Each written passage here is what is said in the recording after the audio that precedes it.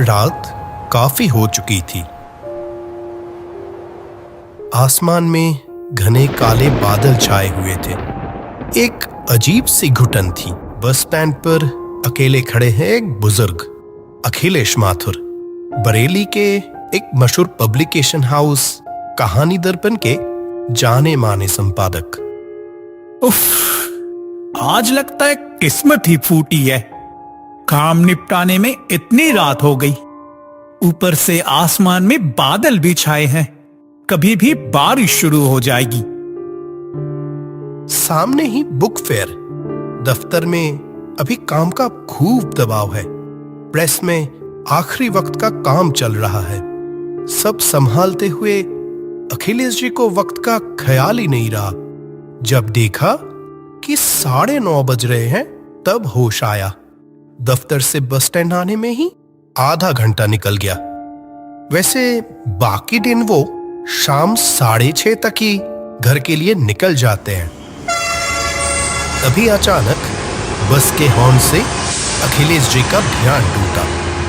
देखा, सामने खड़ी है 85 नंबर बस। इस बस से वो जाते नहीं है, क्योंकि इसके स्टॉप पर उतरने से घर पहुंचने के लिए उन्हें 15 मिनट ज्यादा चलना पड़ता है। अगर ये भी छोड़ दी तो और मुसीबत। वो 81 नंबर बस अब कब आएगी, उसका कोई ठिकाना नहीं। एक तो इतनी रात हो चुकी है, ऊपर से बारिश भी आने वाली है ना। बस से उतरकर थोड़ा चल ही लूंगा। ये सोचकर अखिलेश जी बास में चढ़ गए। अंदर देखा तो वो गिनती के ही लोग थे। शायद बारिश की वजह से लोग पहले ही अपने अपने घर निकल गए हैं।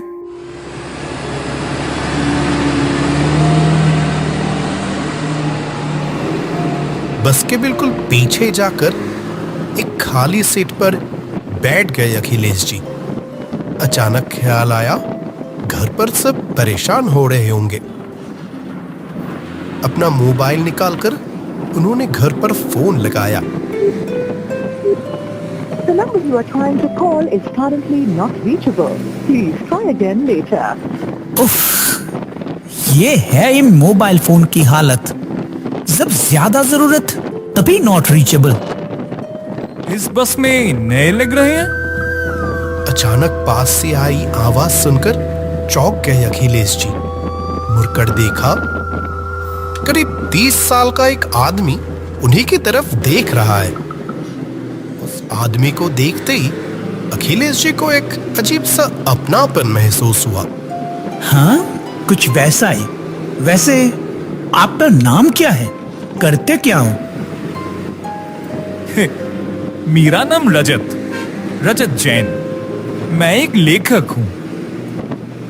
ओह अच्छा, आप लेखक हैं? कौन कौन सी पत्रिकाओं में लिखे हैं? कितने किताबें छपी है आपकी? यही 2-3 में ही बस। कई पब्लिकेशन हाउसेस से बात हुई थी, पर मुझ जैसे लेखक की किताब छपवाने से पहले हर कोई 10 बार सोचता है। आपने इसके अलावा किसी और काम की कोशिश नहीं की? मैंने एमएससी तो पास की है। असल में कहानियों ने मुझे किस तरह जकड़ लिया है कि कोई और काम करूंगा भी तो उसे दिल से नहीं कर पाऊंगा। इसीलिए उस रास्ते गया ही नहीं। अखिलेश जी रजत की तरफ देखने लगे। उन्हें लगा, जो लिखने से इतनी मोहब्बत करता है, उसके लिखावट में जरूर कुछ तो खास बात होगी। तुम्हारे माँ बाप तुम्हें नौकरी के बारे में नहीं कहते? माँ तो सालों पहले ही गुजर गई।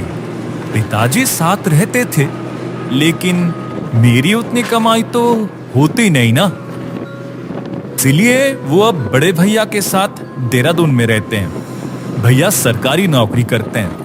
पिताजी रहना चाहते थे, पर मैंने ही मना किया। एक नए लेखक के साथ शायद ज्यादातर दिन उन्हें भूखा ही सोना पड़ता। ये कहकर रजत ने अपने आंसू पोंछे। अखिलेश जी की नजरों से वो छुपी नहीं। रजत की बातें सुनकर उनका दिल काफी उदास हो गया। बातों बातों में कब रजत उनके लिए आपसे तुम बन गया, पता ही नहीं चला। रजत, तुम अपनी कुछ कहानियां लेकर किसी दिन मेरे दफ्तर आओ। अगर लिखावट मुझे पसंद आई तो मैं जरूर उसका मान रखूंगा। मुझ जैसे लेखक के लिए क्या इस बार जगह बचेगी? इस बार बचेगी मतलब? मैं ठीक से समझा नहीं।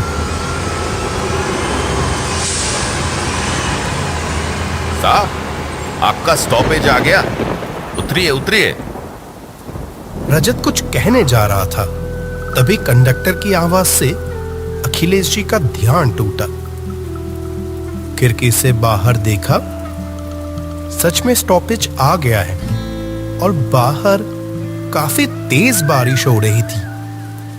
अखिलेश जी, मेरा घर बिल्कुल पास ही है, आपका तो काफी दूर है। बारिश में पूरा भीग जाएंगे। जब तक बारिश ना रुके मेरे घर में ही बैठिए, बारिश रुके तब घर चले जाइएगा। मेरे पास एक छतरी भी है, घर थोड़ी ही दूर है, दोनों ठीक चले जाएंगे। अखिलेश जी ने सोचा, जैसे बारिश हो रही है उसमें घर तक जाते जाते पूरे भीग जाएंगे। घर पर जरूर सब समझ जाएंगे कि बारिश में कहीं अटक गए हैं। वो रजत के प्रस्ताव पर राजी हो गए। ठीक है, चलो फिर। तेज बारिश हो रही थी। एक छतरी के नीचे दोनों चल रहे थे। रजत ने कहा था, बस से उतरकर बस 3 मिनट का रास्ता है। लेकिन अचानक उनके मन में एक शक पैदा हुआ।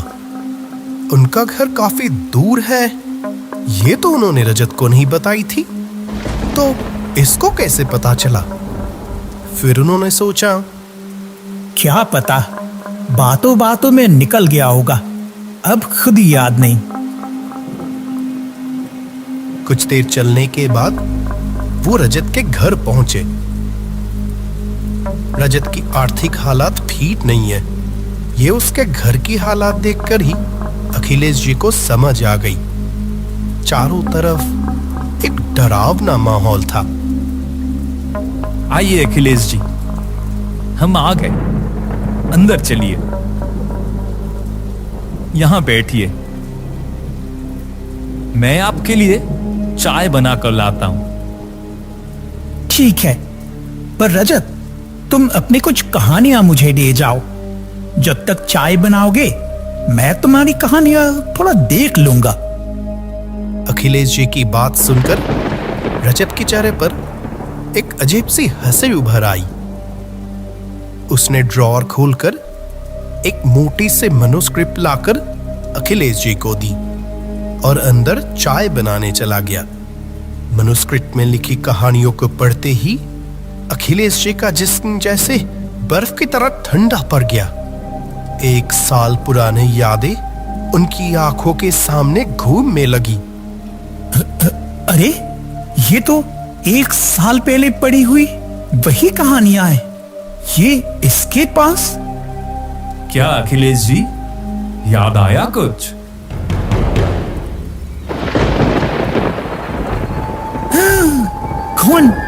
कौन हो तुम? मैं वही रजत जिससे आपने 1 साल पहले वादा किया था कि उसकी लिखी कहानियां किताबों में छपेंगी, लेकिन एक मशहूर लेखक की किताब छपवाने के चक्कर में आपने मेरी मेहनत को ठुकरा दिया था। तुम वही रजत हो?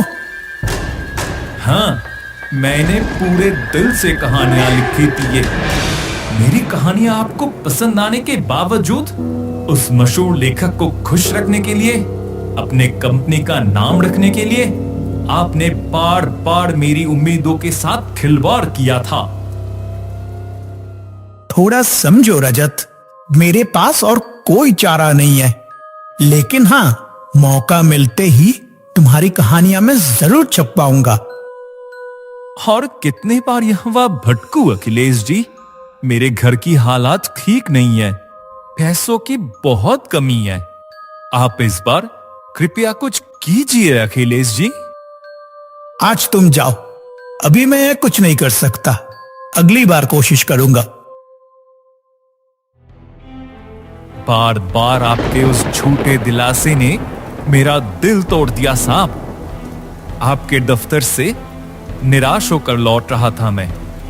पैसों की कमी, घर के ये हालात, इन सब में तब मुझे ख्याल ही नहीं रहा कि चलते चलते कब बीच सड़क पर आ गया।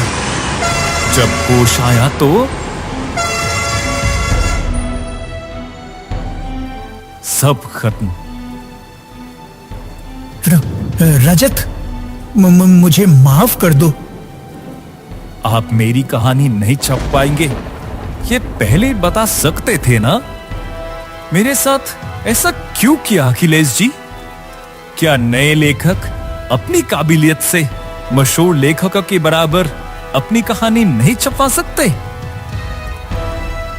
रजत का वो खौफनाक चेहरा धीरे धीरे उनकी तरफ बढ़ने लगा।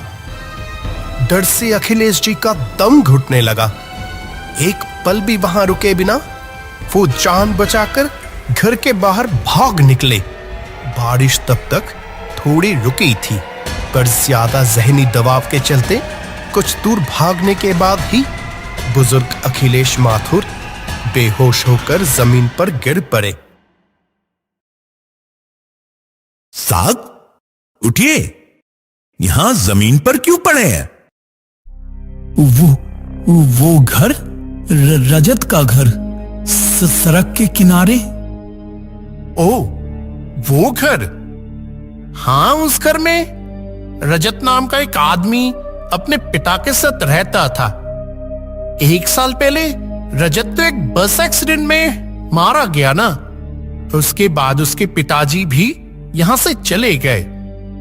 पर वहां अभी भी रात को रोशनी जलती हुई दिखती है। कहते हैं वो घर भूतिया है। उस तरफ रात को कोई भूल कर भी नहीं जाता। आपकी किस्मत अच्छी है जो आप जिंदा बच गए। इन लोगों की बातें सुनकर अखिलेश जी के अंदर ठंडी सी एक लहर दौड़ गई। अचानक उनके नजर जमीन पर गई। वहां वही मैन्युस्क्रिप्ट पड़ी थी। और कोई बात ना बढ़ाकर अखिलेश जी उस मैन्युस्क्रिप्ट को लेकर अपने घर लौट आए।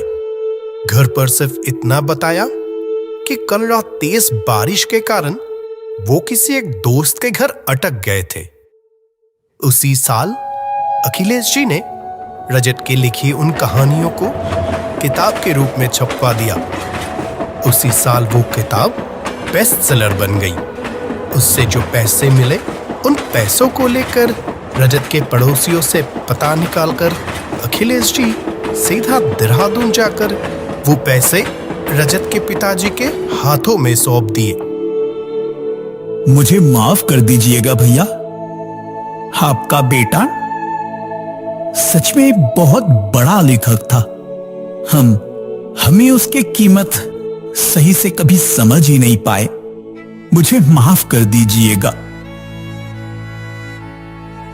हुनर कभी दबा नहीं रहता, लेकिन कभी कभी उस हुनर को रोशनी में लाने के लिए बड़ी कीमत चुकानी पड़ती है।